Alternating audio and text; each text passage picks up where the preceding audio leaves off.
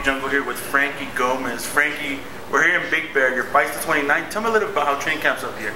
Well, I mean, it's a good training camp up here. It's hard. The altitude and everything up here is a lot difficult than down there, and training hard for this fight. Now, how does that differ, training camp up here from training camp down there, for the people that don't know how the elevation helps you in your training? Well, it helps you a lot. I mean, in the air, the altitude, it helps in your lungs.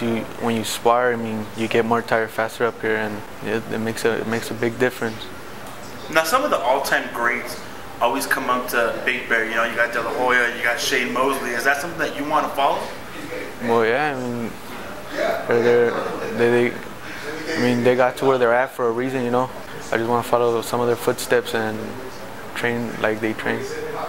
Now, for the people who don't know who Frankie Gomez is, you had a tremendous amateur record, a tremendous amateur background. Talk to me a little bit about that.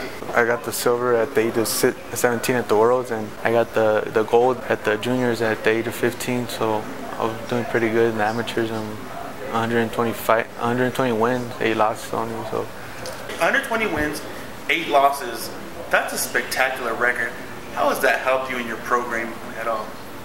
Well, it helped me a lot because of the fights I had in the amateurs and other experience and stuff. Now, growing up when you were younger, who were some of the guys that you idolized being from East LA? Like Oscar De La Hoya and Cesar Chavez, Tyson, and I just like the way they fight. Now, having someone as your idol like Oscar De La Hoya, obviously you work for him now. How good does that make you feel? It makes me feel good. It's like a dream come true. Ever since I was small, that was one of my dreams. Now, you're fighting at the 140 limit right now. I believe you're 8 wins, 6 knockouts. What are your plans in your career? My plan is to be a world champion, not just once, in multiple divisions. So. Now, you talk about the multiple divisions. Is that something you'd like to go up one day or go down one day? I know you've talked about going to 135 before. Oh yeah, first I want to go down to 135 and then work my way up there to the heavier weight divisions. Now, the things with the divisions that you're fighting at the 140 division and the 135 division are both completely stacked. I mean, either one you want to talk about. At 135, Soto, you know, Antillon, Brandon Rios. At 140, you got Khan, Ortiz, Maidana.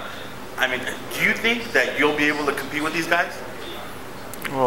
Yeah, I think so. I mean, if I train hard and I do what I have to do, I know I could compete with these guys, and I still need to get a little bit older. I mean, I'm still young. I'm still 19, so I'm still gonna get stronger and faster. Now, any of the guys at your current division, which one of the champions now do you think that you could have a good competition with? In my division, I don't know, whoever. Let's talk about maybe Amir Khan. How do you think you would do with him? Someone like Amir Khan. Well, when I get to that level, I think I'll do pretty good with him. I could fight and he could fight. I mean, I'm gonna be training hard. I just need to work my way up there to a big fight. Now let's talk about your fight. You have a fight this month. Tell me a little bit about that.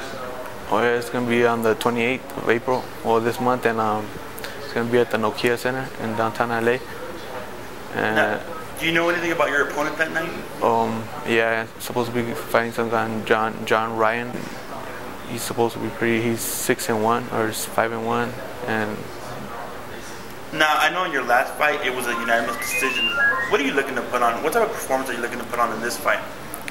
Well, since I'm gonna be the main event, for the show, I have to put on a good show, you know, and I'm not gonna go in there looking for the knockout, but if it comes, it's gonna come. So. Now, how does it feel being the main event for a Golden Boy Nokia show? It feels good. I mean, I feel proud of myself.